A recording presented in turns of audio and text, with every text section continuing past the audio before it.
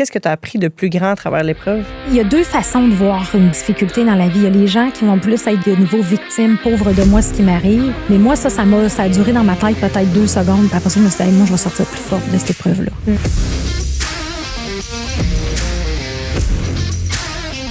Le bonheur que j'ai de recevoir une très grande inspiration pour moi, Cléo Maheu. Bon matin.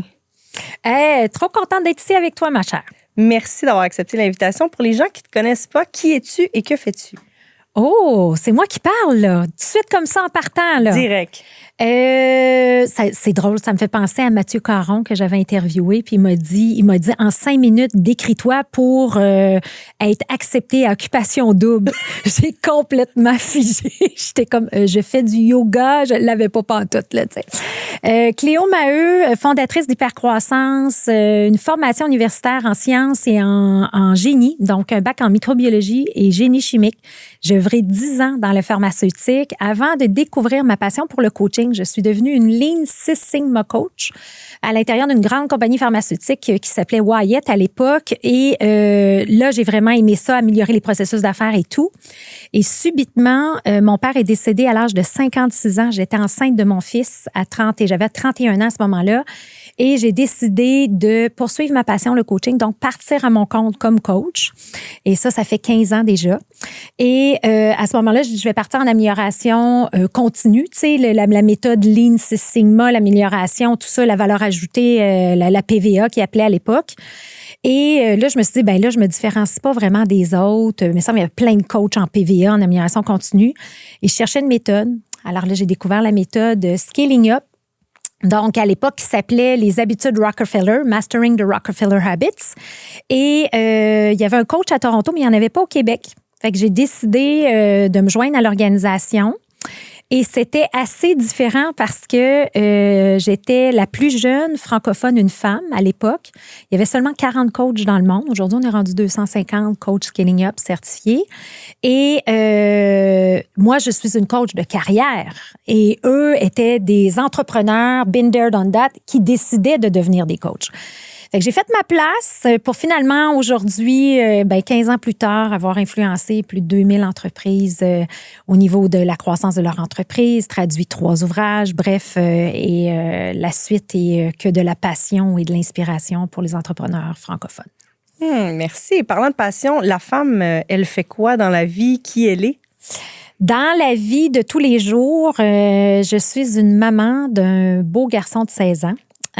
Qui est un joueur de hockey et qui là, a décidé de commencer à s'entraîner et qui me rend très fière. C'est une belle âme, un bel humain, très fière de mon fils et de la belle collaboration qu'on a ensemble. Fait que ça, je te dirais, c'est ma grande priorité. D'être là, d'être présente. Et j'ai un mari entrepreneur. Mari conjoint entrepreneur, mais je me sens comme si j'étais mariée, effectivement, après 10 ans. Marié entrepreneur, donc je l'aide beaucoup aussi dans son entreprise, l'hypercroissance, et on a beaucoup d'amis. Mon mari chum est d'origine libanaise. Alors, ça nous amène à avoir un grand cercle d'amis, bonne bouffe des amis et tout. Et je suis une passionnée de pilates et de yoga chaud. Alors, depuis mon cancer, je fais ça 4 fois semaine. Donc, le temps de mettre mon masque à oxygène en premier, c'est pas mal ça. Tripeuse de voyage, grosso modo. Parlant de masque à oxygène, c'est un des 3 livres que tu as traduit, en fait. Oui. Est-ce que tu peux me dire d'où est partie l'idée de traduire? Parce que là, tu as Hypercroissance, que tu as décidé d'être coach certifié pour eux. Oui. Mais tu as aussi traduit 3 ouvrages. D'où est partie l'idée de traduire un ouvrage au lieu de créer un de tes ouvrages? Oui, souvent, c'est ça la question qu'on se pose. Tu sais, quand est-ce que tu vas faire ton livre, Cléo, et tout? En fait, quand j'ai commencé comme coach Gazelle, à l'époque, Gazelle, on appelait ça la compagnie Gazelle. Gazelle est un terme financier qui veut dire doubler son chiffre d'affaires de 3 à 5 ans, qui s'est transformé en Scaling Up, que moi, j'ai traduit en français le mot hypercroissance, le nom de mon entreprise. J'avais mis comme grand rêve, hein, tu sais qu'avec Jim Collins, on parle souvent du Big Hairy Audacious Goal. Alors, j'avais mis comme grand rêve d'être la référence dans la francophonie. Et je savais pas de quelle façon j'allais faire ça parce que les Américains ne me parlaient pas. Comme je t'ai dit à l'époque, j'étais la plus jeune et tout. Et je me suis dit, un jour, je vais être obligée Vern va venir présenter devant 500 entrepreneurs francophones puis je vais être la référence. C'était ma mesure à moi de BHAG, de but ultime où j'avais réussi. Et down the road, là, tu sais, en cours de route, ben là, finalement, l'opportunité, Vern a sorti son nouveau livre Skilling Up. Et j'ai eu une entente avec lui. Donc, il y avait Nikolai qui le faisait en Allemagne. Et Nikolai m'avait partagé un peu comment il s'y prenait pour l'allemand. J'ai dit, écoute, je vais faire la même chose en français. Contrat avec Vern, propriété intellectuelle francophone. Et là, j'ai décidé. Et là, au début, j'ai cogné aux portes, hein, Transcontinental et tout. Transcontinental ferme sa division affaires, pas assez de volume, pas assez de volume, pas assez de volume. Alors, toutes les maisons d'édition m'ont dit non. Fait que moi, bien évidemment, fonceuse comme je suis, j'ai décidé de créer ma propre maison d'édition, les éditions Gazelle, et j'ai traduit le livre et j'ai une entente avec Vern où je lui dois des royautés sur ce que je vais vendre en ligne et les livres que je vais vendre. Et je me suis dit, bien, ça va me donner une belle notoriété puis ça va me différencier des autres coachs parce que je vais avoir droit à la propriété intellectuelle. Donc, j'ai développé la formation en ligne, j'ai développé le bootcamp, là, j'ai développé différents programmes avec ça. Puis là, veux-tu que je te parle de mes 2 autres livres? Ben oui, absolument. Oui, fait que si les 2 autres livres. Fait que là, je me suis rendu compte que les gens, donc l'hypercroissance, tu sais, nous, on aide les gens, les femmes, les entreprises, les équipes de direction dans la croissance des entreprises.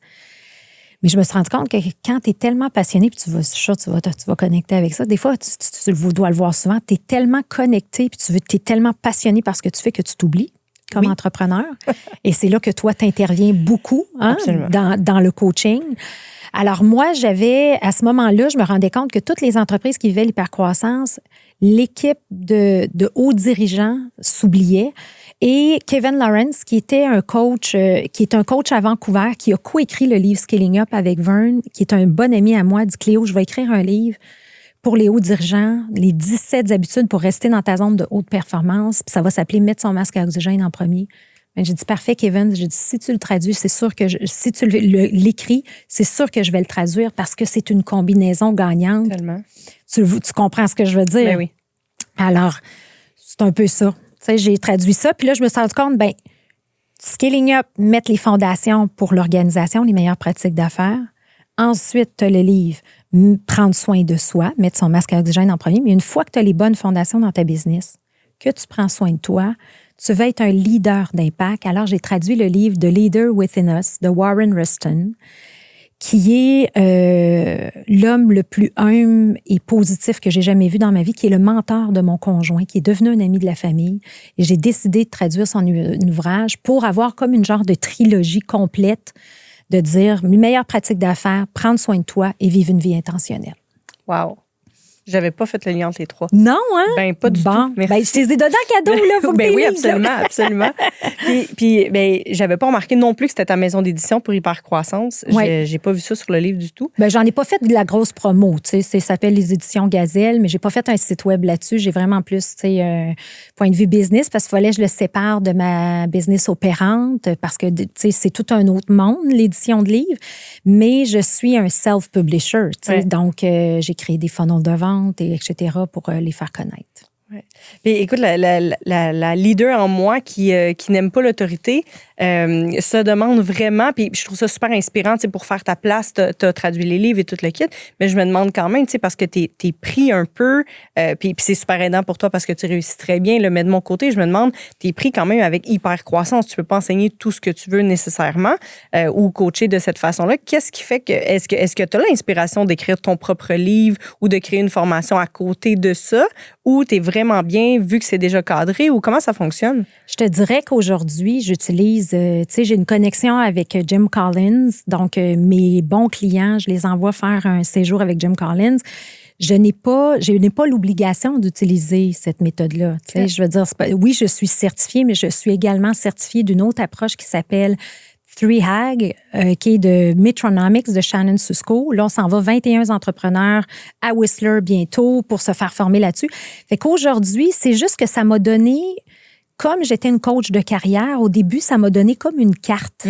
Au même titre que j'ai gardé mon titre d'ingénieur, je suis encore membre de l'Ordre des ingénieurs. On dirait au début, j'avais comme besoin de crédibilité. Là, je suis ingénieur, puis j'ai les droits d'auteur de ce livre-là. Mais aujourd'hui, mon enseignement, moi, ma job, c'est comme experte en hypercroissance, c'est quoi la meilleure méthode? Aujourd'hui, j'en prends plus qu'une. Okay. Mais c'est sûr qu'il y a des méthodes auxquelles je crois.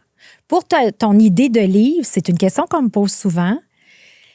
Je suis en train d'écrire un livre, mais c'est beaucoup plus suite à mon passage personnel par rapport au cancer. Fait que c'est les femmes audacieuses et la maladie. Ça tourne autour de ça. Ça, je pense, c'est plus quelque chose qui va venir me chercher pour les prochaines années, d'aider les femmes qui sont dans le feu quotidien, mais pas par la PNL et tes compétences à toi, mais beaucoup plus juste dans l'inspiration. Oui. Dans l'inspiration et tout ton bagage, parce que tu as passé au travers, justement, et parlons-en. Femme audacieuse, j'écoutais un de tes podcasts avant d'arriver, puis je me disais, c'est fou quand même quand tu regardes ça, tu sais, t'es full, vraiment puissante, t'es engagée, t'as beaucoup, beaucoup de contrats, puis tout d'un coup, du jour au lendemain, il y a un diagnostic qui arrive. Qu'est-ce qui se passe? Ben, ça fesse dans le dash, en bon québécois. Ça fesse dans le dash. Mais je te dirais, en fait, tu sais, c'est... tu sais, dans la vie, je pense que, tu sais, il y a des choses qui nous arrivent pour qu'on sorte encore plus fort. Fait que moi, je te dirais que quand j'ai eu la nouvelle, la première chose que je me disais, c'est que je voulais juste pas mourir pour être là pour mon fils puis le voir grandir. Moi, je me suis dit, si je meurs pas, I'm good. Tu sais, j'étais prête à faire n'importe quoi, mais je me dis, si je meurs pas, fait que c'est un stade 4, c'est un stade, finalement, j'étais stade 2, grade 3. Fait que, finalement, ça a été correct. J'ai pensé avoir une récidive avant Noël, des nodules au poumon. Tu sais, bref, là, ça fait comme un bon 2 ans que je suis là-dedans, mais moi, ça m'a donné une force intérieure pour prendre soin de moi qu'avant, j'étais peut-être trop dans la performance. Tu sais, trop dans l'action. Là, on dirait que je suis encore quelqu'un qui a de la drive puis j'ai une intensité, mais ce ne sera pas au détriment de mon énergie, de ma famille et tout. Fait qu'on dirait que ça m'a recadré dans mes valeurs. Oui. Y a-tu un moment où est-ce que tu as eu peur de perdre cette identité-là de femme performante, audacieuse? Ouais. Y a-tu un... Non, parce que je l'ai géré comme je gère tout, tu sais. C'est que moi, j'ai dit, je vais faire de cette épreuve-là une victoire, tu sais. Puis là, j'ai comme embarqué dans Garde tes cheveux. Puis pendant mon diagnostic, tu sais, je savais même pas que j'allais faire de la chimio. J'ai donné tous mes revenus à Garde tes cheveux. J'ai su 2 semaines après que je faisais de la chimio. Fait que j'étais prête avec Sophie Reyes que tu as interviewée et tout. Mais moi, je m'étais dit, tu sais, il y a 2 façons de voir une difficulté dans la vie. Il y a les gens qui vont plus être du niveau victime, pauvre de moi, ce qui m'arrive. Mais moi, ça a duré dans ma tête peut-être 2 secondes. Puis après ça, je me suis dit, hey, moi, je vais sortir plus forte de cette épreuve-là. Fait que c'est un peu, mais je pense que ça dépend du profil aussi, puis du comment qu'on est, là, tu sais. Mais moi, j'ai tout le temps été comme ça, puis je l'ai abordé comme ça. C'était ma façon à moi de m'en sortir, tu sais. Absolument. Absolument. Puis tu as parlé de recadrage pour justement mieux tout placer dans ta vie puis te mettre en priorité à travers ça, qui est aussi un livre que tu as traduit. Je pense que je l'ai traduit pour moi à la base, puis j'ai pas appliqué les concepts. Fait que là, ils m'ont redonné une claque d'en face pour dire, ah ouais, let's go. mais mis à part le recadrage, je suis certaine que tu as eu plein de clés là-dedans de comment est-ce que je peux mieux prendre soin de moi, devenir une meilleure personne, plus contribuer. Qu'est-ce qui a changé après ton passage? Parce que Sophie me disait justement, ça finit jamais cette affaire-là. Parce que ça reste quand même sur probablement un traumatisme de quand le médecin appelle ou qu'est-ce qui se passe sur ton corps et tout ça. Qu'est-ce que tu as compris ou qu'est-ce que tu as appris de plus grand à travers l'épreuve? Tu sais, c'est comme Cucu, tout le monde dit c'est important de vivre le moment présent. Ben oui, c'est ça. C'est that's it. Tu sais, vivre le moment présent, je te dirais, tu sais, on dirait qu'avant, c'est comme si avant, j'étais dans le train, puis le train roulait à toute vitesse, puis je regardais pas le paysage. Aujourd'hui, je me permets de regarder le paysage, puis de dire, ah ben vois-tu, j'ai le goût d'arrêter là, puis c'est important pour moi d'arrêter là. On a eu des vacances familiales il n'y a pas longtemps au Costa Rica, extraordinaires. On était 14, des amis, la famille et tout. Et ma mère est revenue, puis elle a un enjeu de santé avec ses intestins et tout, puis elle s'est ramassée à l'hôpital à l'urgence. Mais tu sais, la Cléo d'avant aurait paniqué puis dit, ben là, je perds mon temps, là, faut que je revienne, je travaille, Là, je me suis dit, non, là, maman, elle a de besoin, c'est ça ma priorité, puis je vais réorganiser mes trucs. Mais puis là, je suis en train de me dire, est-ce que c'est la maturité qu'on a en vieillissant ou c'est l'épreuve du cancer? Mais nécessairement, je pense que quand tu vis des grandes douleurs, après, tu t'en sors plus épanoui puis une meilleure version de toi-même. Tu sais. Absolument. Puis je me demande tout le temps, qu'est-ce qui fait... Parce que moi, ça fait longtemps que j'ai compris l'importance de... Je vis pas nécessairement très bien le moment présent, puis je veux dire, je reste quelqu'un de audacieuse, hyper croissance, tout le kit, c'est important pour moi, mais ça fait longtemps que je comprends que la vie est super fragile, sûrement parce que j'ai une tante qui est décédée du cancer du sein, un beau-père qui est décédé subitement, puis tout ça. Mais il reste que... Qu'est-ce qui fait que les gens attendre quasiment d'avoir un problème de santé ou quelqu'un qui décède dans leur famille pour prendre conscience de ça parce que tu avais déjà écrit le livre, traduit le livre, tu connais déjà les principes, mais c'était pas tout à fait appliqué. D'après toi, qu'est-ce qui fait que les gens s'en rendent pas tout à fait compte? C'est oui, le moment présent, c'est vrai que c'est cucu, puis en même temps qu'on le vit pour vrai, il y a comme quelque chose dans le « wow ». À quel point je m'en étais pas rendu compte que cette belle petite phrase-là qu'on répète en coaching, qu'on dit aux gens, prends soin de toi, mets ton masque à oxygène en premier, c'est des belles théories, mais d'après toi, qu'est-ce qui fait souvent l'humain a besoin d'être mis au pied du mur pour faire comme, oh, c'était vrai la théorie que j'ai entendue ou que j'ai répétée même? Je pense que c'est la nature humaine de souffrir pour changer, pour l'apprécier. Puis où j'ai été, tu sais, puis c'est drôle parce que je me pose exactement cette même question-là, puis je l'ai pas la réponse. Toi, peut-être que tu l'as la réponse, mais on le vit. Mais moi, où j'ai trouvé une certaine réponse, c'est quand j'ai eu la chance d'interviewer Arthur Brooks, qui vient de coécrire le livre avec Oprah Winfrey, Build the Life You Want. Puis, quel livre exceptionnel. À vous, hein? Vraiment. C'est extraordinaire. C'est un des meilleurs livres que j'ai lu de ma vie. Puis tu sais, t'as le livre avant, moi, j'ai encore plus préféré From Strain to Strain, mais bref, je les ai décortiqués, ces livres-là, je les ai compris parce qu'il fallait que je l'interviewe devant 250 entrepreneurs de YPO et tout. C'est un événement privé et en fait, lui, il décrit 3 éléments clés au bonheur. Fait que pour vivre le bonheur, c'est une combinaison de enjoyment. Ce n'est pas le plaisir, c'est pas du vite, là. C'est enjoyment, c'est people and memories. Donc, les gens et créer des expériences extraordinaires, des événements, comme toi, tu vas faire des voyages avec des femmes, comme moi, je fais des voyages avec ma famille, extraordinaires, des choses comme ça. Mais tu sais, people and memories, ça, c'est une portion qui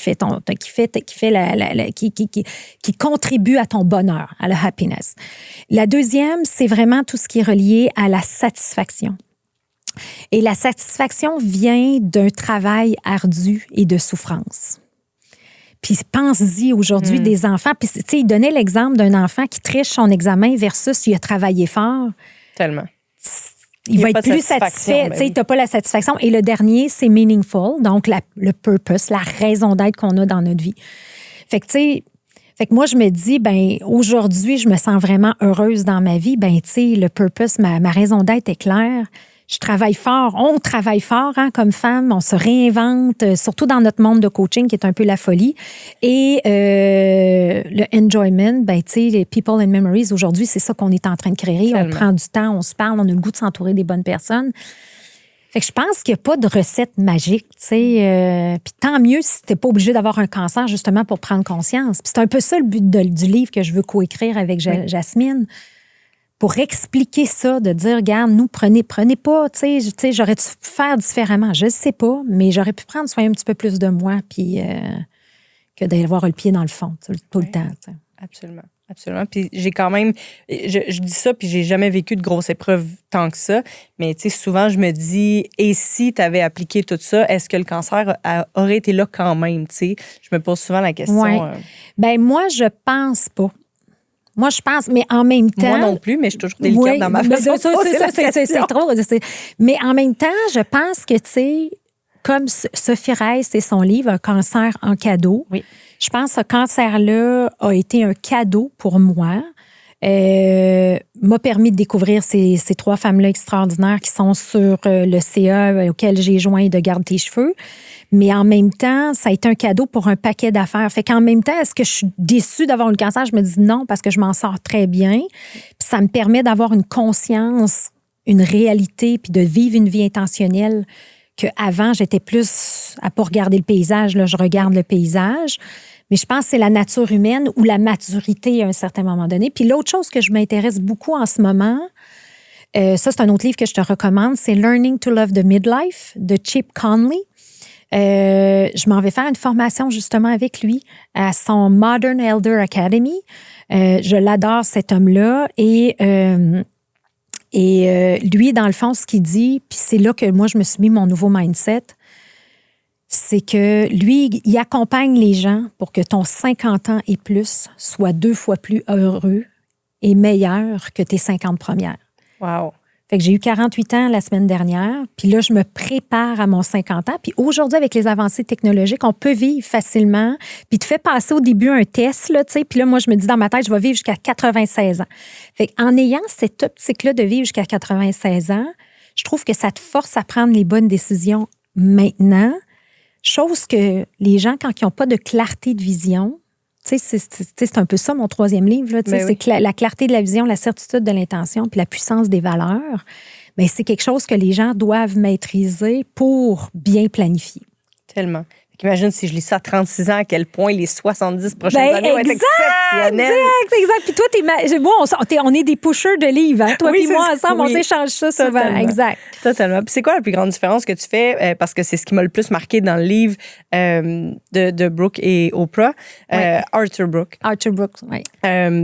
La différence entre le plaisir et la vraie joie profonde, le enjoyment. Ouais, c'est quoi ouais. la plus grande différence? Parce que moi, j'ai vraiment pogné 2 minutes à faire comme « Oh my God, je vise le plaisir. » Puis c'est pour ça qu'il y a tout un petit peu un vide. Oui. Parce que je fais monter quelque chose qui dure Oui. pas Oui. de ressenti. Tu sais. Fait que Oui. c'est quoi la plus grande différence que tu fais entre les deux?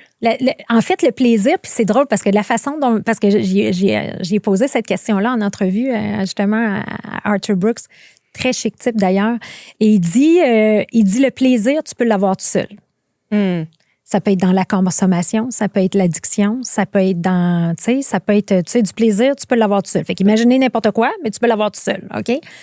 Quand tu as vraiment du enjoyment, c'est quand tu es avec des gens et que tu crées des souvenirs. Puis pensez-y, vos plus beaux moments, c'est quand tu as eu un super souper avec des amis, tu as eu un... oui. Tu sais, mais d'être seule, là, puis de dire, je fais tout seule, puis je suis contente, tu sais, c'est pas pareil comme le partager avec des gens. Fait que c'est vraiment ça, la nuance, tu sais. Puis lui, c'est de dire, regarde, du plaisir, des gens, quand tu l'as tout seul, t'es pas dans le enjoyment. Puis je regarde mon conjoint, tu sais, le voyage qu'on a organisé au Costa Rica, c'était 14 amis, famille. On a mis beaucoup de temps à le préparer, mais tu sais, on était carrément là-dedans. On avait des gens extraordinaires qui nous entouraient. Puis on était en train de créer, tu sais, des memories, des souvenirs extraordinaires et faire de la tyrolienne, faire du 4 roues, faire des choses, tu sais, c'est comme toutes des choses que les gens avaient jamais le temps de faire, mais on l'a fait ensemble. Fait qu'on va s'en rappeler longtemps. Oui. C'est ça qu'il faut, je pense, aujourd'hui. Créer comme des podcasts comme ça, en personne, t'es pas derrière un écran. Tellement. Il faut arriver à créer cette connexion-là, je pense. Oui, absolument. Puis d'ailleurs, merci parce que l'an passé, ça fait pratiquement 1 an que j'ai assisté ici même à ton podcast. Puis je me demandais comment créer un podcast. C'est bon, il y en a plein qui en ont, puis j'en fais déjà plein sur les médias sociaux. Qu'est-ce que ça va vraiment changer? Puis quand je suis venue ici avec une équipe exceptionnelle et toi qui étais présente à 110% à l'écoute de ce que j'avais à dire, je me suis dit, wow, ça, c'est beaucoup plus profond que tout ce que je fais en ligne. Oui. Moi, c'est ce que je veux créer. Oui.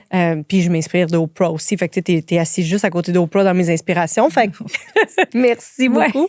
C'est un peu grâce à toi si j'ai créé ce podcast. Mais je suis contente que tu le fasses parce que je pense que l'évolution des réseaux sociaux va passer par du contenu authentique. Totalement. Puis je pense que c'est la grande force ici vraiment du studio. Puis vraiment. Absolument. Absolument. Pour parler de groupe d'amis juste avant, tu as un conjoint libanais, j'ai des amis libanais, puis je pense qu'on a quelque chose à apprendre de eux parce qu'eux sont tout le temps en famille, ils ont plein de monde. Viens-t'en, venez-vous-en, on laisse personne toute seule. Puis c'est fou de voir, moi, c'est ce qui m'a marqué quand je suis allée une fois dans une grosse soirée libanaise, les hommes à 50, 60 ans, debout, en train de danser tout le temps, alors que nous, tout le monde est assis, puis on parle de la pluie du beau temps, tu sais, famille québécoise, en tout cas, moi, ce que j'ai connu, un peu de party peut-être, mais tu sais, l'envie de vraiment partager des repas, puis c'est fou l'important, là, c'est comme, mais non, tu dois manger, mais voyons, mange, mais mange plus. Oui, tellement. C'est quelque chose.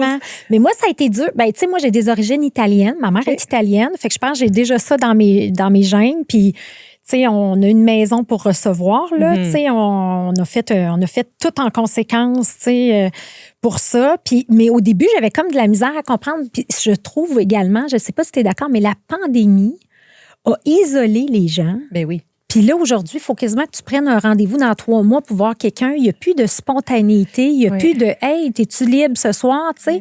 Fait que moi, je te dirais que mon réseau, c'est beaucoup restreint, mais j'ai gardé des gens qui sont dans la spontanéité de dire « Hey, cousine, tu t'en viens-tu à soir? Tu sais, hey, on va manger, on va, tu sais, planifier des voyages, des trucs comme ça. » Je pense que c'est important et je pense que ça manque énormément à la culture québécoise qui est très égocentrique, très centrée sur nous-mêmes, notre petite vie, notre petite famille. On va à l'aréna, on parle à 2-3 parents, on vient chez nous, on mange, on fait un souper. C'est fou, hein? Je trouve qu'on profite pas nécessairement de la vie. Là. Je trouve qu'il y a plein de gens présentement qui ne vieillissent pas bien, qui sont métro, boulot, dodo versus profiter pleinement de la vie et avoir du fun. T'sais. Ben oui.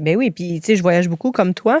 Et l'an passé, je suis allée en Afrique et c'est une des choses qui m'a marqué le plus. C'est tu sais, je prendrais pas leur vie, là. C'est tough, qu'est-ce qu'ils vivent. Mais il reste que tout le monde est heureux là-bas. Oui. Les mamans, là, sont assis en rond, puis ils prennent de la place, puis là, ils cuisinent, puis tout le monde se lève, ils se mettent à danser, ils tapent ses bols, ils font de la musique. Je suis comme, mon Dieu, mais ça n'a pas rapport avec couper des carottes pour mettre dans l'air fryer parce qu'on est pressé, là, tu sais. C'est très différent. C'était tellement. magnifique, là, tu sais. Les enfants sont libres, ils se promènent, ça court toute la journée, puis pouf, ils tombent parce qu'ils sont fatigués. Tu sais, c'est complètement différent, mais la valeur de la famille, du partage, on a du plaisir ensemble, puis la vie, c'est pas comme, c'est métro, boulot, dodo, comme tu disais, puis c'est sérieux, puis tout ça. Je suis comme, tu sais, il y a plein de cultures. On est dans une culture, moi, je trouve, très aseptisée, tu sais. Oui, exactement. Ouais. Tu sais, j'ai tout le temps l'image, tu sais, moi, j'ai élevé mon fils à Lorraine, là, une belle ville, Lorraine, puis tout ça. Mais tu sais, je me rappelle, il y avait 3 ans que le vélo avec les petites roulettes de chaque côté qui fait tatek, là. Puis il n'y avait pas de casse. Ben j'ai 3 personnes qui ont arrêté en voiture pour dire que mon fils avait pas de casse parce qu'il y a 2 roulettes puis il peut pas tomber, tu sais. Ouais. Mais ça, pour moi, c'est comme l'image qu'on a. On a peur de tout versus foncer dans la vie. Fait que je pense que c'est pour ça que toi puis moi aussi, nos inspirations viennent des États-Unis, de l'Europe, à travers le monde, là, tu sais, parce que c'est ça. T'sais, on a besoin de légèreté. Puis quand je reviens du Costa Rica, là, mais on avait loué une villa, puis tout ça. Puis mon fils, il a 16 ans, là, mais il était sur le jet ski, puis il se promenait, puis les dauphins sautaient, puis les rêves. C'est comme ici, ben non, t'as pas ton permis, t'as pas le droit de ça, t'as pas le droit de ça. C'est comme on est tout contrôlé. Peut-tu avoir du fun? Peut-tu avoir un peu de légèreté? Fait que ça, je pense qu'il faut se le créer. Totalement. Totalement, et c'est ce que j'aime du voyage, c'est qu'on voit ce qu'ici, on voit pas, puis on est comme, tu sais. Puis je veux dire, on est au Québec, on est bien, mais il reste qu'il y a des choses qu'on peut aller chercher ailleurs, surtout au niveau des valeurs, je crois. Oui. Et parlant de l'extérieur du pays, comment est-ce que c'est vu au Québec l'hyper-croissance? Parce que, tu sais, moi, j'ai mon opinion là-dessus. J'ai étudié beaucoup aux États-Unis, fait que moi, je suis pour l'hyper-croissance. Oh my God. Mais comment ça a été vu au Québec?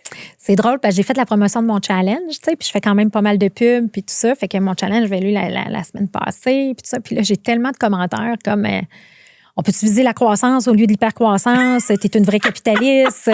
Je les ai toutes, là. Je les ai toutes, les commentaires. Là, on est là, OK, masquer le commentaire. Puis là, tu vas voir, puis tu sais, c'est Roger qui a une opinion sur tout, là, tu sais. Puis là, tu te dis, ben garde, c'est correct, là, je respecte, mais tu sais, c'est comme gratuit, mettons, on va dire ça comme ça. Fait que j'ai eu beaucoup de messages, de même des fois haineux, là, tu sais, des gens qui m'ont écrit des courriels, puis que j'étais une capitaliste, puis je brûlais les ressources du Québec, puis de ci, puis de ça. Alors que, ben là, on va bientôt tourner 100 épisodes de podcast et d'histoires d'hypercroissance pour démontrer que toutes les gens qui visent l'hypercroissance, donc la croissance accélérée de leur entreprise, investissent dans les gens, OK, pour les rendre. Ils ont un côté humain très fort et ils créent les emplois de demain. Parce qu'aujourd'hui, 53% des business au Québec ont de 1 à 4 employés. Donc, on est dans une pépinière de petites entreprises. Puis on aime ça, on n'est pas gros, mais il y a un beau potentiel. Il y a seulement 0,3% des organisations qui ont 500 employés et plus. Quand même. Fait qu'il y a un beau bassin à la croissance. Et Mme Marois avait parti son programme à l'époque des gazelles. Alors moi, je veux accompagner les gens qui ont un désir. Si tu veux rester petit, c'est parfait, c'est correct. Oui. Mais moi, je veux accompagner ces gens-là qui ont dit, j'ai un désir de maximiser le plein potentiel de mon organisation. Et moi, Cléo Maheu, je vise l'hypercroissance en impact humain. Je suis pas là, je m'en fous de faire des millions, c'est pas ça. J'aurais fait un modèle d'affaires complètement différent. J'ai une petite équipe, j'aime ça. Lifestyle business. Mais là, on a un BHAG d'avoir un impact sur 100 000 entrepreneurs. On a un podcast, on veut communiquer. Fait que pour moi, l'hypercroissance, je veux l'avoir en impact humain. Mais pourquoi pas maximiser le potentiel? Le monde travaille comme des fous à tous les jours. Mais ils n'ont pas de vision, ils n'ont pas de clarté de vision, ils n'ont pas de certitude de l'intention. Pourquoi je fais ce que je fais, puis ça va me donner quoi? Mais je travaille comme un malade, mais je juge tout le monde. Exact. Maximise donc ton plein potentiel, reviens à tes valeurs, tes bases, puis là, tu peux croître. Mais tellement. Puis il reste que, tu sais, les entrepreneurs, c'est eux qui changent le monde. Oui. Fait Mais je sais pas à quel point au Québec c'est bien vu d'avoir une entreprise. Tu sais, moi, j'accompagne des plus petits entrepreneurs, plus petites entreprises du moins. Puis souvent, ils sont comme, ben, tu sais, j'ai pas des si grands rêves que ça, j'ai juste 2 employés. Puis je suis comme, ben, c'est toujours bien 2 employés. Ouais, tu sais. c'est 2 moi, familles. je coach pas des entreprises de 500 employés, mais j'ai plein d'entrepreneurs, surtout des femmes, qui veulent changer le monde à leur façon. Tu sais. Puis je l'explique tout le temps, un grand rêve de vie, c'est pas nécessairement une multinationale ou vouloir aller à l'international comme moi. C'est ton grand rêve de vie à toi. Tu sais. Puis il y a pas...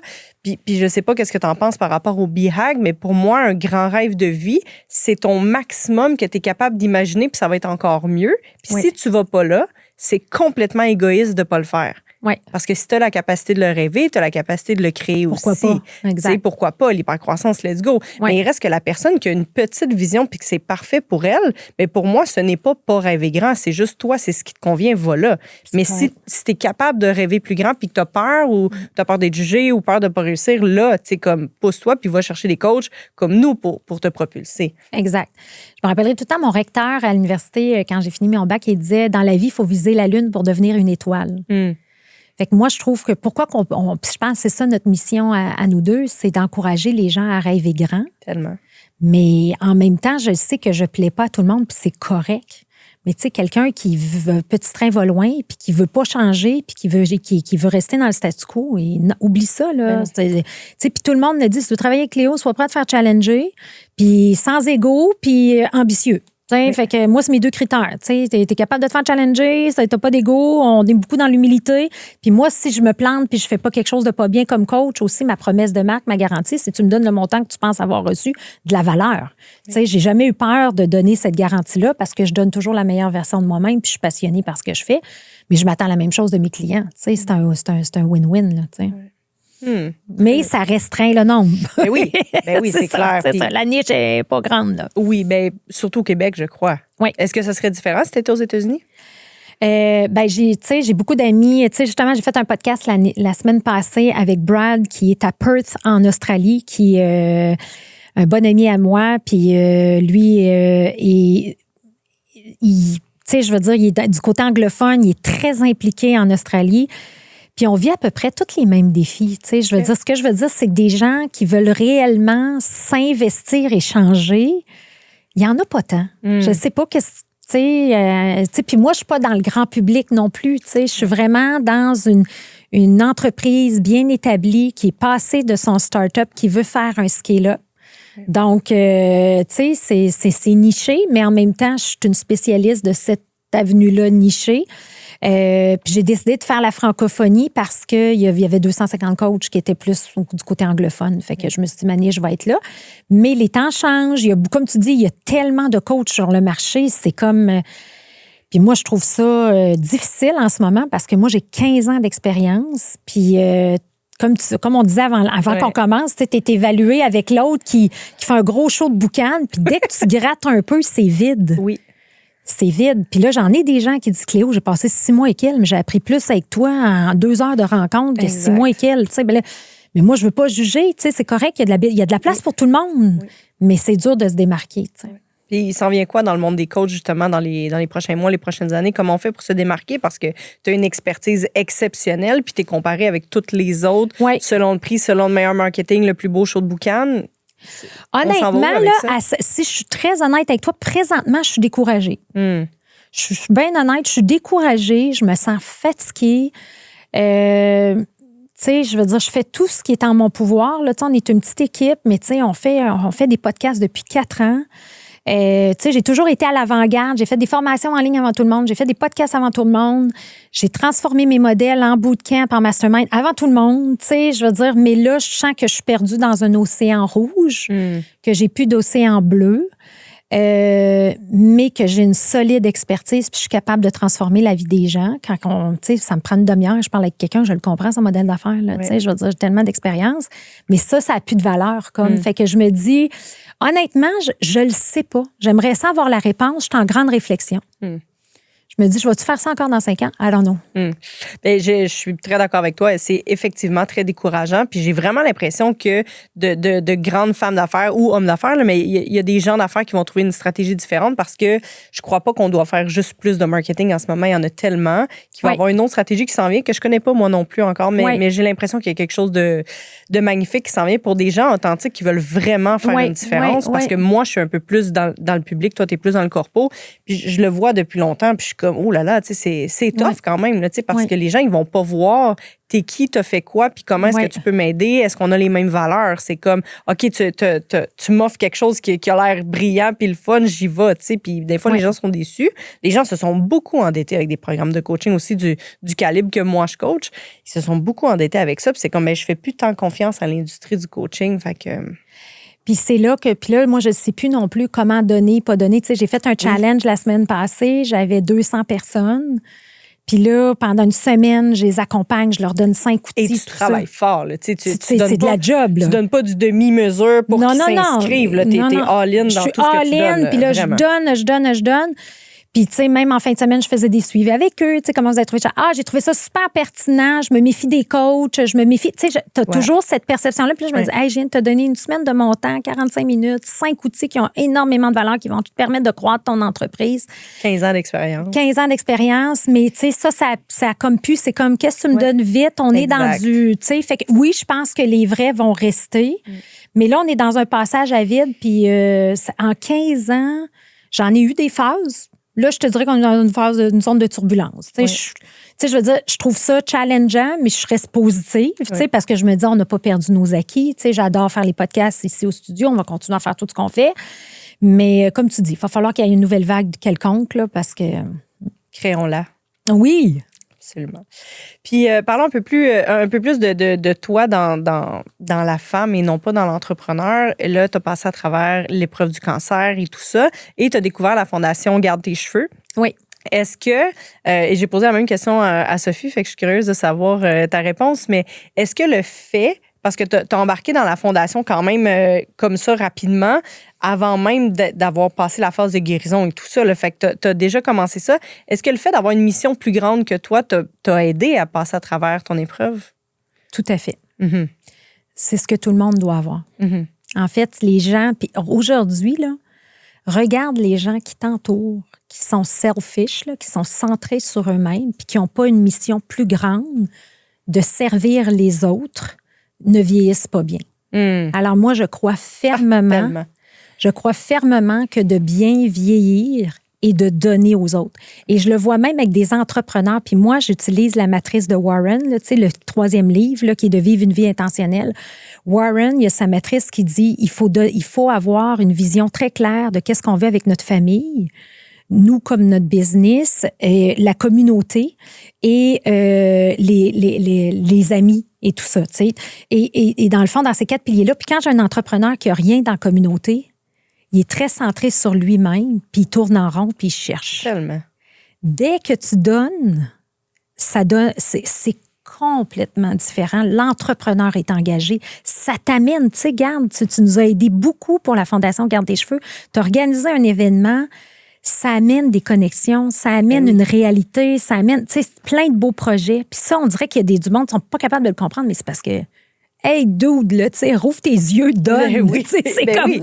Et pour moi, c'est tellement clair que c'est une raison de vivre. Tu sais, c'est quelque chose de plus grand. Puis on parlait d'hypercroissance, mais pour moi, l'hypercroissance puis le BHAG, c'est d'avoir quelque chose de plus grand sur quoi t'accrocher. Parce que des défis, on en a. Là, tu sais, nous, en tant qu'entrepreneurs, mais je veux dire, l'humain a des défis constamment.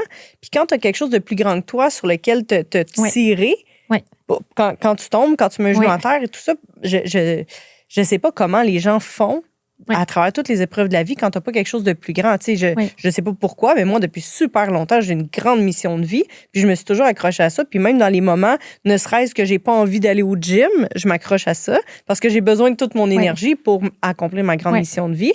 Puis dans les moments où est-ce que j'ai envie de tout lâcher puis d'aller dans un entrepôt comme étiqueter des boîtes là, puis avoir plus aucun stress, je m'accroche à ça aussi. Exact. Fait que quand les gens n'ont pas de BHAG, comment ils font pour le trouver? Parce que moi, je me fais poser la question tout le temps. Je suis comme, j'avance dans la vie, je suis heureux, mais j'ai pas de grand rêve de vie. Comment les gens font pour trouver ça? Il y a l'ikigai, il y a plein d'exercices, mais... Il y a plein d'exercices, c'est ça.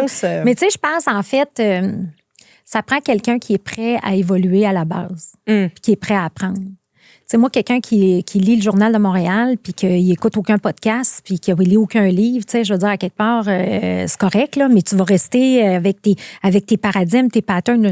Tellement. Tu sais, je veux dire... sans jugement, là, je veux dire, c'est bien correct, mais tu sais, ce que je veux dire, c'est que tu peux pas aider quelqu'un qui veut pas s'aider à la base, qui veut pas croître et apprendre. Aujourd'hui, il y a tellement de belles possibilités. Tu sais, des gens qui trouvent un podcast trop long, tu peux prendre Blinkist, tu sais, ça te résume ton livre en 18 minutes. Il y a tellement de trucs. Fait que je pense qu'il faut avoir un désir de vouloir évoluer, apprendre, et après, ben là, tu as les outils qui peuvent te le donner. Mais tu sais, il faut que les gens devraient travailler sur eux et dire, ben pourquoi moi, je me lève à tous les matins? Dans quoi je peux être le meilleur au monde, puis tu sais, comment je peux gagner ma vie, comment je peux faire de l'argent. Tu sais, ça devrait nous orienter dans un but plus grand que nous, tu sais, c'est comme... Mais il y a quand même des gens qui sont... Tu sais, avant, moi, je voulais comme sauver tout le monde sur la planète. Aujourd'hui, là, m'a sauvé ceux qui veulent s'aider. Oui. Je suis un peu là. OK. Ouais. Oui, je suis du même avis. Tu sais, moi, de ma naïveté, je suis comme, c'est pas tout le monde qui fait ça le matin. C'est ça. Moi non plus, ça m'a pris du temps. Ben, voyons, tout le monde. Puis, tu sais, j'ai été généreuse, j'ai été même bonasse à vouloir comme tout donner, aider. Aujourd'hui, comme mon chum, il dit, Cléo, you have to do energy management. Tu sais, fait que je gère mon énergie. Parce qu'après le cancer, j'ai plus la même énergie non plus. Fait que c'est une réalité. Fait qu'il faut que où je la donne, ben je veux la donner à des gens qui veulent avoir un impact comme moi. Oui, absolument. Qui est de l'égoïsme sain aussi. Un peu comme mettre son masque en premier. C'est comme, écoute, je vais prendre soin de moi en premier. Puis exactement. Voilà. Oui. C'est quoi le moment où tu as eu le plus besoin de courage dans ta vie?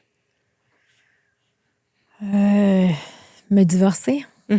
Oui, j'étais pas heureuse dans ma relation, quoique aujourd'hui, j'ai une très bonne relation avec le père de mon fils. Mais ça a été, je te dirais, très, très difficile. Mais ça valait la peine. Fait qu'aujourd'hui, je vois plein de gens malheureux en couple qui ont fait la décision de rester et qui ne permettent pas à leur enfant de voir la meilleure version d'eux-mêmes. Moi, je pense que je me suis épanouie. Et comme le papa s'est épanoui, de son côté, puis on a deux vies complètement différentes, on a évolué différemment, mais avec un grand respect l'un pour l'autre, alors que les gens restent ensemble et s'autodétruisent. Ouais. Alors, je te dirais que ça m'a demandé beaucoup de courage. C'est ça. Et ma mère, qui était alcoolique, j'ai dû aller placer il y a quelques années dans une cure de désintox. Ça aussi, parce que j'y ai donné un ultimatum. La rue où tu t'en vas en désintox. Fait que c'est ça, des gros événements comme ça, mais encore une fois, pour aider les gens que j'aime, j'ai toujours été là. Ouais. Puis où est-ce que tu prends ça? Parce que je veux dire, tu as aussi ta vie à toi, tu as aussi ta business, tu as aussi... Ça, c'est l'affaire que je ne sais pas. Je me rends compte que tu sais, puis c'est comme toi, tu sais, on a tellement une drive, une intensité... Probablement parce qu'on est drivé par quelque chose de plus grand que nous, puis on est sur Terre pour accomplir le plus possible. Je pense que ça vient de là, mais je ne sais pas, tu sais, mais je le vois que je suis une bébite. En fait, je le vois que je suis une bébite à part, tu sais, puis la quantité de projets que j'ai, tu sais... Tu sais, je suis une coach, tu sais, coacher 150 jours par année, il n'y a pas des coachs qui faisaient ça, tu sais. Un bon coach va coacher 80 jours. Moi, je coachais 150 jours, je traduisais un livre, je faisais des 26 épisodes podcast, présente pour ma famille, présente pour ma mère, présente pour, tu sais. Fait que, tu sais, je pense que j'ai une méchante drive, là, mais j'aime ça, tu sais, je suis bien là-dedans. Fait qu'aujourd'hui, je comprends que c'est pas tout le monde qui est comme ça, puis je respecte ça, tu sais. J'aurais pas de jugement pour les gens qui veulent pas, tu sais, je pousserai pas les gens qui veulent pas aller là à aller là. Je vais les respecter, puis tant mieux, ils se sentent bien comme ça. Ouais. Puis à quel moment tu as su que tu avais une grande mission à accomplir ici? Je pense à ma première journée de maternelle. Je trouvais que la prof était plate. Sérieux? J'ai dit la même chose à ma mère. En maternelle, j'ai dit, mais maman... maternelle, fait que là, j'ai fait asseoir tout le monde, parce que là, la prof, je trouvais qu'elle manquait de drive. Fait que là, j'ai fait asseoir tout le monde, puis on a joué au téléphone. Ben, voyons donc. Fait que là, la professeure, elle a dit, hey boy, elle va avoir du leadership, puis elle va aller loin dans la vie. Fait que je pense que j'ai tout le temps eu ça, inné en moi, cette drive-là de, OK, let's go, il faut que ça bouge, puis qu'on avance. Ouais. Fait que ça, c'était ma première journée de maternelle. Puis après ça, au secondaire, j'étais présidente de classe, secondaire 1, secondaire 4. Secondaire 4, présidente d'école. Secondaire 5, présidente du comité de bal finissant. Évidemment. Fait que j'ai tout le temps été la driveuse là, de toutes ces initiatives-là. Et ça m'amène à une question. La prof a dit, oh boy, ça va faire une grande leader ou quelque chose comme ça que tu as dit. Qu'est-ce qui fait que souvent les gens, quand ils voient une jeune fille avec ce caractère-là, disent, ah, elle a un gros caractère. Et si c'est un garçon, on va dire, waouh, ça va être un bon leader. Oui. Gros caractère, oui. Ou en fait, ça m'amène quand j'étais dans la compagnie pharmaceutique, j'avais de la drive, mais j'étais plus une perturbatrice, un disruptor. Ouais. Puis j'étais pas assez politique. Fait que tous mes patrons de l'époque m'avaient dit, ben toi, tu monteras pas chez Wyatt. Tu vas avoir des mouvements latéraux. Oui, tu as une belle drive, mais tu vas être latéral. Fait que j'étais pas assez politique. Je challengeais trop. Et j'étais tellement contente de revoir mon patron 10 ans plus tard, quand j'avais ma business, puis de dire, sais-tu quoi, René, là? Tu me disais ça. Alain, tu me disais ça. Je me rappelle toutes deux autres. Tu m'as tout dit ça, mais regarde aujourd'hui, là. Je pense que, tu sais, je suis sur mon X puis j'ai fait ma drive. Fait que moi, je dirais aux gens, aux femmes, si tu sens que tu n'es pas utilisé à ton plein potentiel, trouve ton X. Va-t'en où tu vas être apprécié. Parce que souvent, les gens des stocks sont pris à quelque part que ça ne fit pas, ne serait-ce que leur relation personnelle, ne serait-ce qu'un travail où tu te fais pas apprécier. Ben, tu sais, je pense que toi puis moi, on est toujours en quête d'être la meilleure version de nous-mêmes, puis on cherche les chemins qui vont nous mener là. C'est un peu ça, tu sais. Ouais. Ou d'aller créer l'opportunité aussi. Créer l'opportunité tellement. Oui. Puis justement, dans ton monde d'homme, parce que tu as grandi là-dedans, comment est-ce que tu as pu rester aligné sur tes valeurs de femme? Parce que, tu sais, j'ai longtemps voulu avoir l'égalité jusqu'à temps que je comprenne que c'était peut-être pas la bonne chose. Tu sais, j'ai travaillé longtemps sur la construction, puis je me disais, non, je suis aussi forte qu'un homme. Puis je me suis dit, bon, peut-être pas finalement. Peut-être pas. Mais j'ai d'autres qualités, tu sais, parce que pour moi, être une femme, c'était une faiblesse parce que j'étais pas capable de faire comme les hommes. Il y a les émotions qui rentrent en ligne de compte. Bon, ben là, c'est la faiblesse. Fait que moi, pendant longtemps, ça a été une faiblesse d'avoir des émotions. Fait que j'ai tout coupé. J'ai vraiment bien géré ça. Aucune émotion. J'ai réussi à monter jusqu'à temps que je pogne un mur de OK, il va falloir, ben ça, je te raconte ça rapide, là, mais il va falloir que je prenne la puissance de l'énergie féminine, de l'intuition, du leadership, de prendre soin de l'humain et que ça soit une force et non pas une faiblesse. Comment est-ce que tu as géré ça, toi, dans ta vie? L'énergie masculine, l'énergie féminine? Oui, parce que moi, tu sais, j'étais la première à l'époque, là. Tu sais, j'ai tout le temps été première ingénieure en maintenance de bâtiments. Quand j'ai commencé chez Wyatt, j'étais la première femme plus jeune francophone dans Scaling Up. J'ai coaché des équipes, je pense à Lemay Architecte, là, tu sais, une des plus grosses firmes ici au Canada, tu sais, puis c'était comme 9 hommes, tu sais. Là, il y a Annie qui a joint comme femme, mais tu sais, j'ai toujours été entourée d'hommes comme ça. Je me suis jamais sentie mal. Je pense que j'avais déjà la force de caractère pour faire ça, mais je vais te dire où j'ai trouvé une nuance. C'est qu'avant, j'étais contre l'espèce de les femmes. Moi, pas besoin d'être dans un regroupement de femmes, blablabla. Tu sais, j'étais comme un peu contre ça parce que moi, je suis tough, un peu comme toi. Ouais. Jusqu'à temps où je rencontre, je dis, ben, c'est quoi une femme forte, ambitieuse, qui doit gérer la famille, pareil, qui doit être superwoman, qui doit gérer l'homme, qui doit se sentir féminine, qui doit... En fait, j'ai eu besoin, à un moment donné, de me retrouver dans un groupe de femmes qui avaient la même drive que moi pour me sentir normale. Fait que c'est là que j'ai joint WPO, Women President Organization. On est un groupe de femmes, on est toutes des femmes de carrière qui ont des business, qui ont des enfants. Puis, tu sais, j'ai pas l'impression je voulais pas être dans un niveau où on se plaint, parce qu'on se plaint pas de notre vie. On est vraiment chanceuse et notre vie, elle est extraordinaire. Mais je peux-tu parler de mes difficultés que je vis comme femme? Oui. Et que les gens comprennent, parce que souvent, notre réalité d'entrepreneur, la plupart des gens sont comme, mais voyons. Ah non, toi, tu sais, ça, c'est Martin Thibault qui avait dit ça à un moment donné. Il est venu sur mon podcast, il avait dit, et quand tu commences en affaires, les gens vont, on verra bien. Puis quand tu as du succès, puis on sait bien, lui, il est chanceux. On sait bien, Fallon est chanceux. Ben oui, c'est de la chance. C'est ça. Fait que là, au moins, de se rendre compte que c'est pas... Puis je trouve quand même, puis ça, il y a une réalité pareille de la femme. Ben oui. Tu sais, je veux dire, la responsabilité familiale... tu sais, elle est là, elle est présente, là, tu sais, mais en même temps, tu gères ta business, tu sais, fait que moi, on dirait que j'ai comme lâché prise là-dedans, essayé, non, moi, je vais être autonome, genre, tu sais, moi, je suis chanceuse, je gagne bien ma vie, j'ai beaucoup d'aide, j'ai tu sais, zéro complaint, là, tu sais, là, mais il y a quand même cette différence-là que je vois que si tu n'es pas bien entouré et tu ne peux pas en parler, ben ça vient lourd. Oui, absolument. Puis comment est-ce qu'avoir un homme à tes côtés qui, d'après moi, comprend ta réalité, vu qu'il est entrepreneur aussi, qu'est-ce que ça l'a amélioré dans ta vie? Moi, en fait, je pense que j'avais besoin d'un homme plus vieux que moi qui, pour lui, je n'étais pas une menace. Parce qu'aujourd'hui, avec la culture québécoise, lorsque tu es une femme forte, tu peux être vue comme une menace. C'est menaçant pour certains hommes qui sont peut-être jamais remarqué. Non. Ça, ton chum aussi, plus, Oui. hein? Peut-être qu'il est plus vieux. Ben oui, c'est ça. Mais moi, c'est un peu ça. Fait que, tu sais, d'avoir quelqu'un. En fait, ce que j'ai réalisé, c'est que j'ai besoin d'être dans une relation où on a de l'admiration mutuelle et du respect mutuel. Et je l'ai avec mon conjoint, Éric Naman, qui est un homme extraordinaire, qui est toujours là pour moi, qui a été là pendant mon cancer. Je suis là pour lui dans son hypercroissance, des belles épreuves qu'il a, des beaux défis qu'il a avec son entreprise et tout.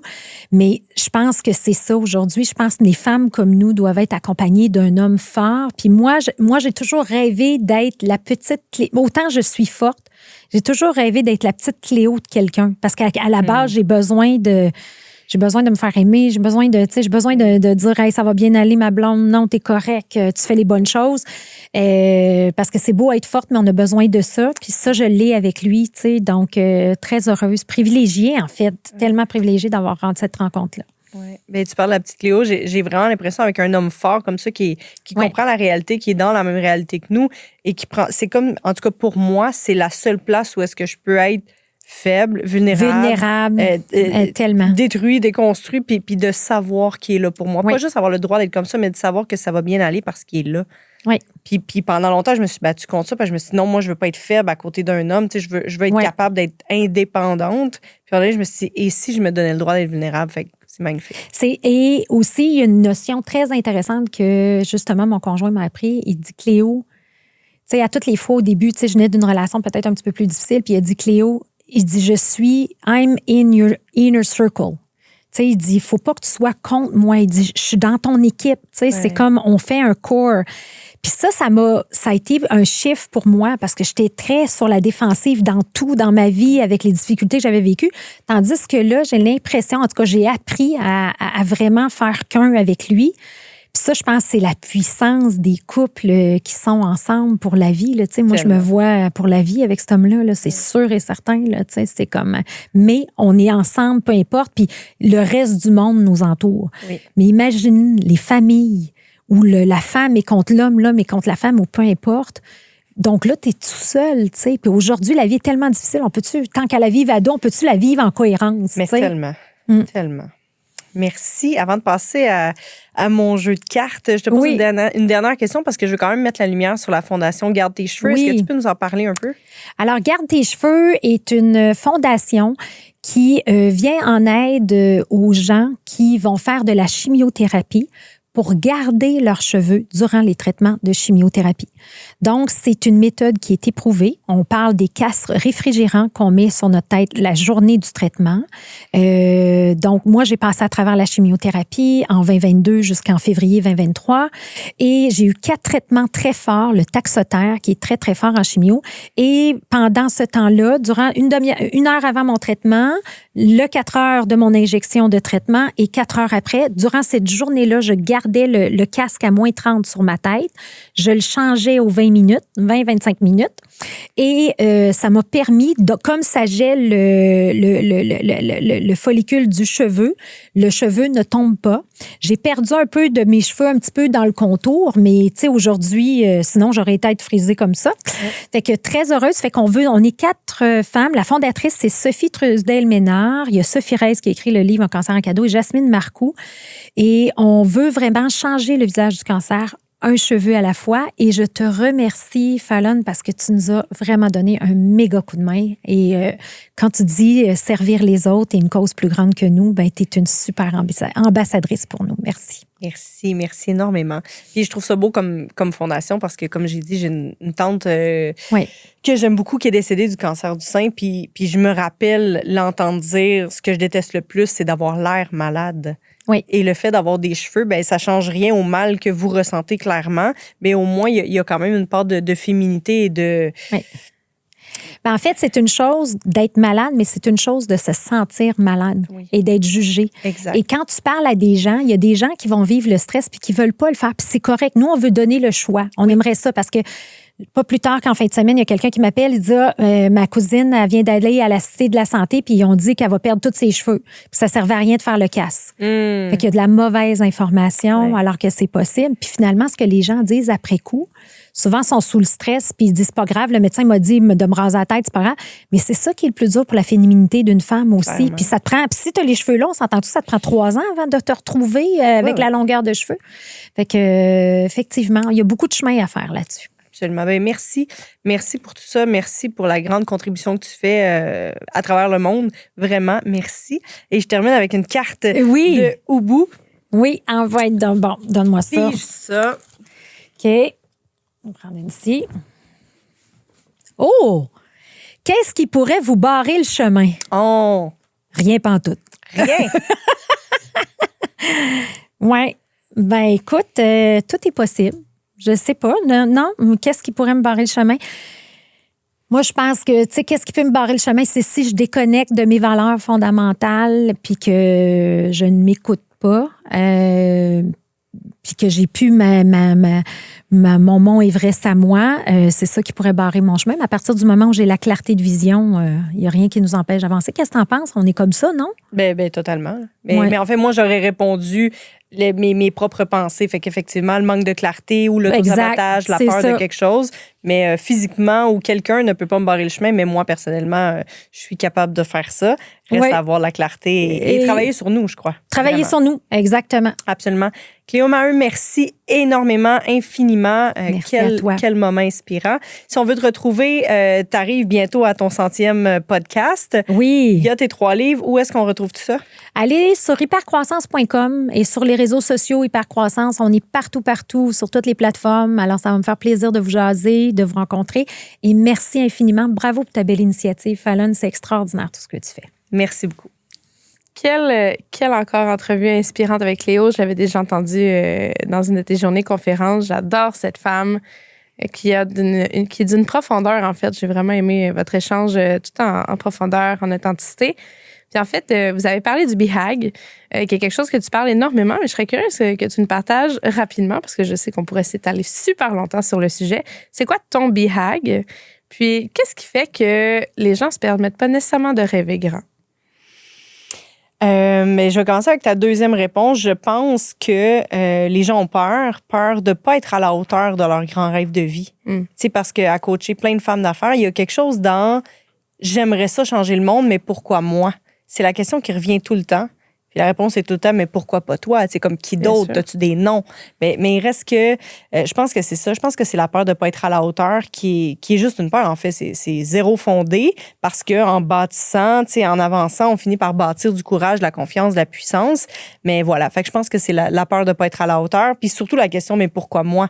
Et puis, tu sais, Cléo nous l'a dit, à maternelle, il y a quelque chose, je le savais. Puis moi aussi, à maternelle, j'ai dit à ma mère, c'est plate, c'est trop long, tout ça. Mais moi, ça a été long avant que je sache que j'étais destinée à des grandes choses. Je n'étais pas une grande leader nécessairement.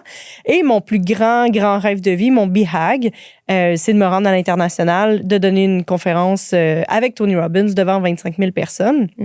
Parce que reprendre le programme qui a transformé ma vie, je suis comme, pourquoi créer quelque chose d'autre alors que ça fonctionne vraiment bien?